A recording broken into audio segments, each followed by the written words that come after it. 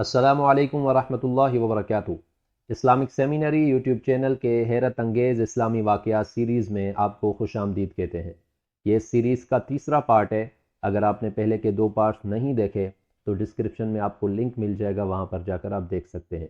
آج کی ویڈیو میں ہم بات کرنے والے ہیں ایک ایسے صحابی رسول کی جنہوں نے نبی کریم صلی اللہ علیہ وسلم کے قدموں میں جان دی۔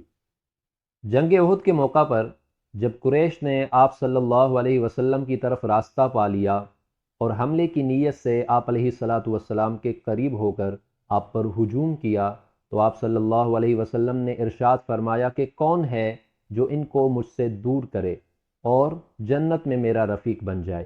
اس وقت 5 یا 7 صحابہ کرام جو انصاری تھے وہ آپ علیہ الصلاۃ والسلام کی حفاظت کے لیے کھڑے ہوئے۔ سارے صحابہ کرام نے خوب مقابلہ کیا اور آخر میں حضرت زیاد بن سکن رضی اللہ تعالیٰ عنہ باقی بچے۔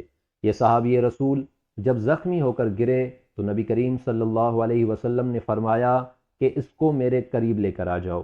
لوگوں نے ان کو آپ علیہ الصلاۃ والسلام کے قریب کیا۔ حضرت زیاد بن سکن رضی اللہ تعالیٰ عنہ نے نبی کریم صلی اللہ علیہ وسلم کے قریب آتے ہی اپنا رخسار نبی علیہ الصلاۃ والسلام کے قدموں میں رکھ دیا اور اسی حالت میں ان کی روح پرواز ہو گئی۔ تو سامعین مکرم، یہ تھے وہ صحابی رسول یعنی حضرت زیاد بن سکن رضی اللہ تعالیٰ عنہ جنہوں نے نبی کریم صلی اللہ علیہ وسلم کے قدموں میں جان دی۔